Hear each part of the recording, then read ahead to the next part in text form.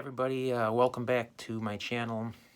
I've got another episode here at the J. Magee homestead, as I called it, but in the research I've been doing, I've been looking some genealogy reports, trying to trace the family history, and it seems to me with these old maps that if a name is associated with a location on the map, it's not necessarily where they lived, because there's sort of a repeat of that J. Magee in several areas around this place I've been detecting most recently.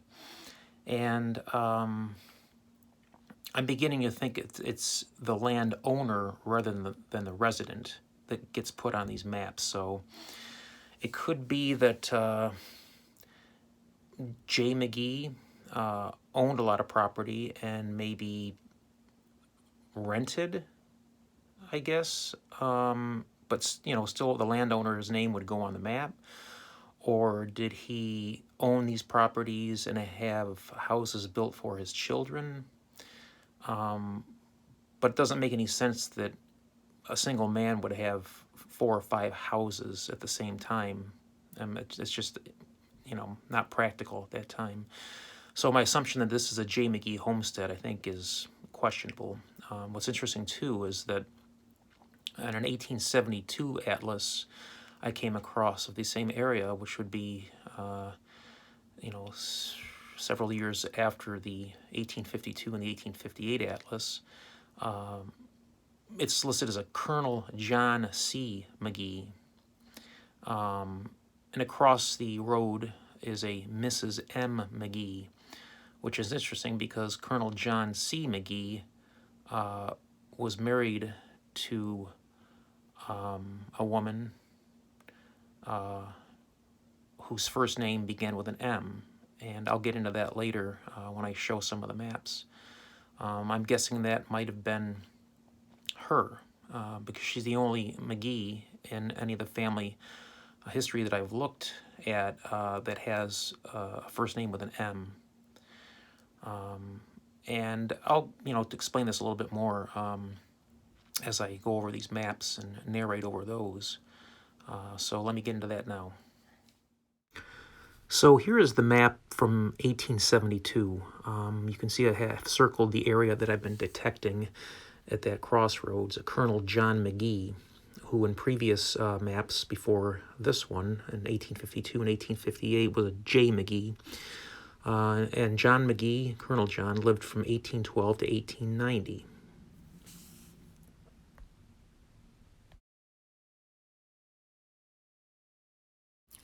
This is the gravestone of Colonel John Magee. You can see that his wife's name was Mariette.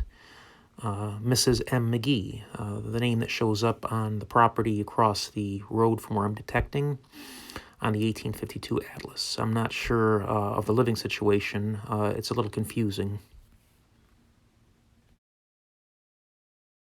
This is the grave marker of William Magee and his wife. William is the father of Colonel John C. Magee.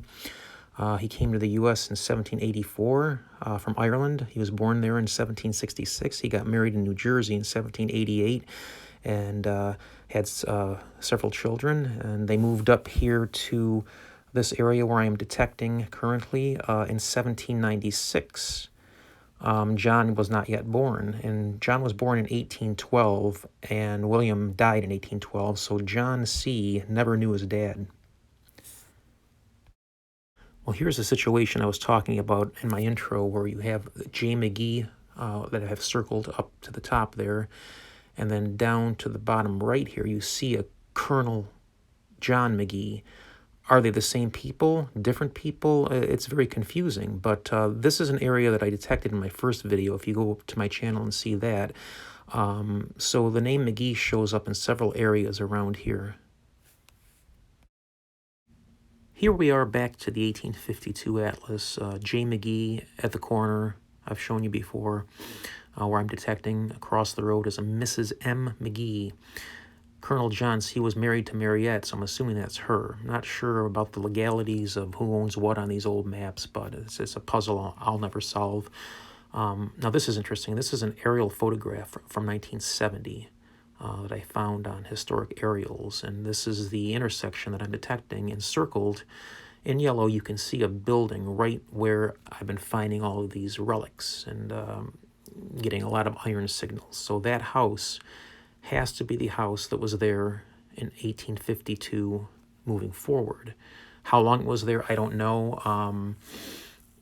How long it was lived in, I don't know.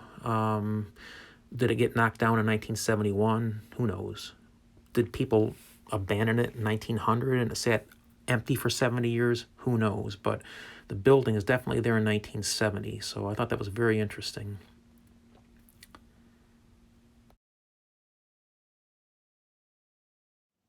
Well, here's the setup for the next scene. I'm back out in the field to the J. Magee area property. I'm not calling it a homestead anymore, but it was one of 5 times I'd been out to this field.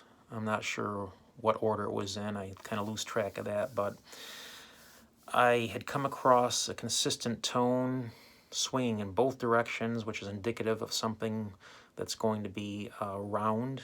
But reading a 60 on the AT Pro, which is the metal detector that I use, not a high enough number to indicate anything like a coin, but in a farm field like this, where I've been consistently getting buttons and things like that, it very well could have been a button, or could be a button, could be a shotgun shell.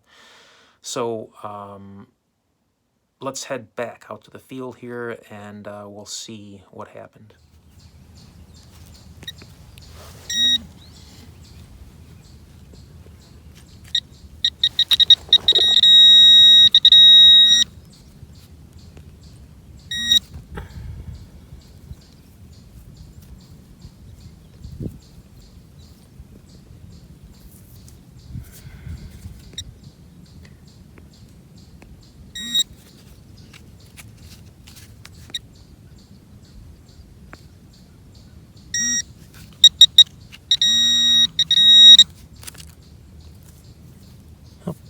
There it is. Oh, look at that. Yes, it is a button. All right. Evidence. So there is hope for this spot. Let me see if I can clean that off, if there's any kind of design or back mark on it. I'll be right back. There's definitely some sort of design on this, but I'll have to clean it up better at home. And there is some writing on the back. But again, very old button, probably 1820s to 1850s. Right around the time I would expect for a house being here, according to the atlas.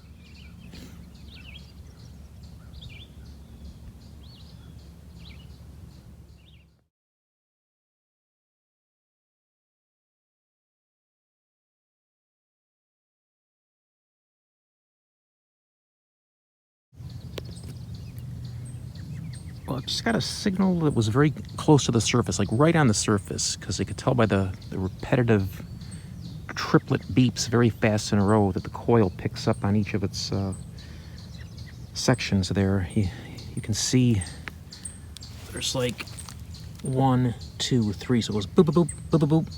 You know, so I thought, being that the number was 47 on the AT Pro and it was so close to the surface, I'm assuming foil, you know, junk. So I kicked over some dirt and kept kicking around a little plug of dirt, and I came across this.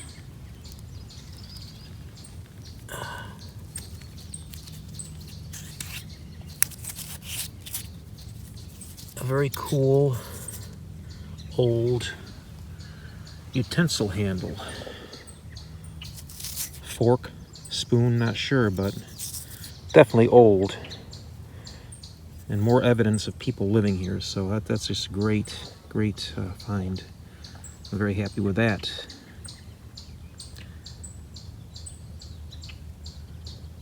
Mr. Magee's fork.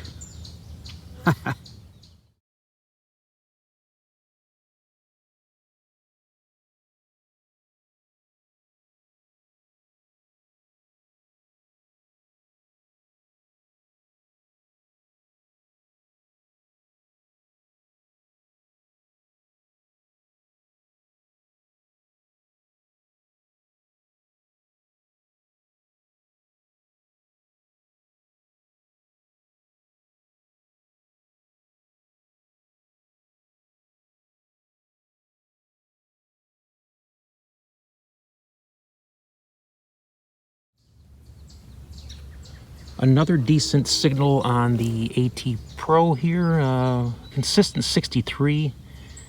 Every once in a while bumping up into the 70s if I turn the coil the other way, but it should be in this clump of dirt right here. So let me pinpoint and see if we get anything.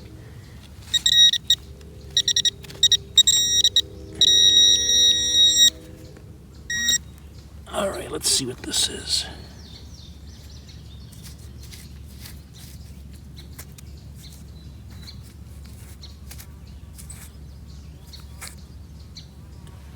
It is a lump of lead, melted lead, probably used, you know, for some sort of repair at some point back in the day when they used lead to solder a lot of things, but still human relic from a long time ago, so I'll take it. Got a decent 76, 77 on the AT Pro here.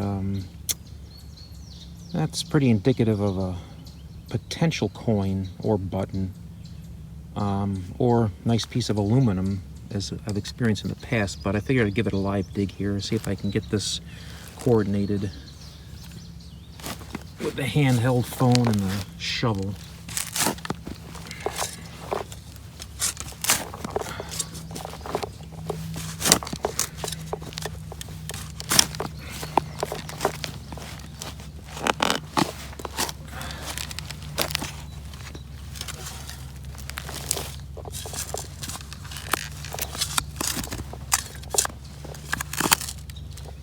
Well, I've run into some rocks here. Let me shut this off and see if I can get some things cleared out, and I'll be right back. Okay, we're looking at something in this area here with still getting a good steady mid-70s on this, so let's see.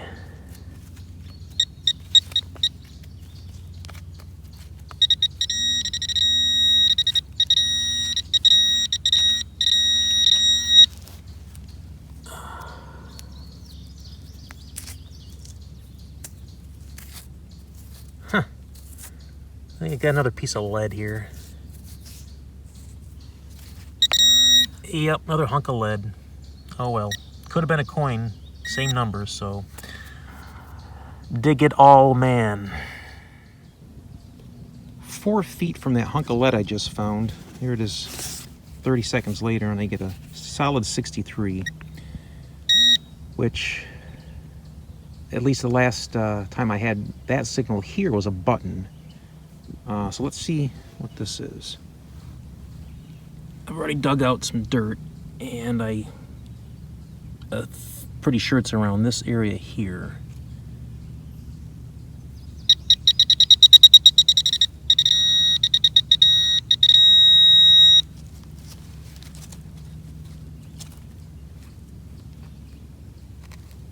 Oh, there it is.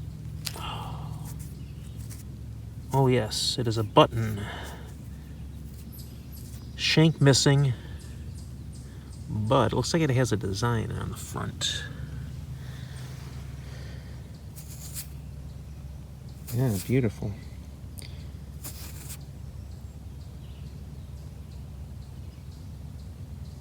Can't quite make it out here yet. Let me clean it up and see if I can get some sort of idea what the design is. I can't make up the design. I got to take it home and look closer, but it sure looks like the exact same size and similar design to the one I found a half an hour ago. So interesting if it came from the same garment, like 2 cuff buttons maybe, because it's pretty small. Might be a couple of cuff buttons from the same coat.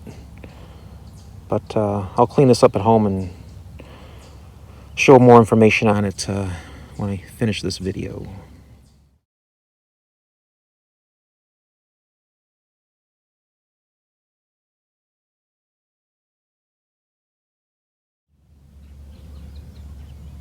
Well, here it is 5 minutes later from where I dug that other button, which was there. It's about 5 feet away, and I don't even need to pinpoint because when I popped out the plug, I saw it fall right out.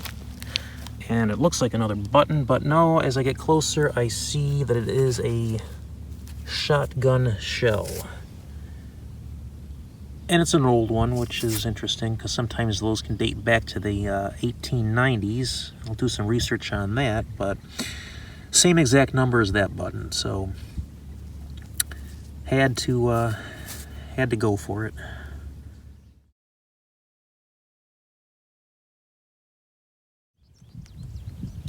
Here's the wrap up for this new location, the J. Magee home. Not sure how long it was here, how long he lived here, but it was right on the corner there.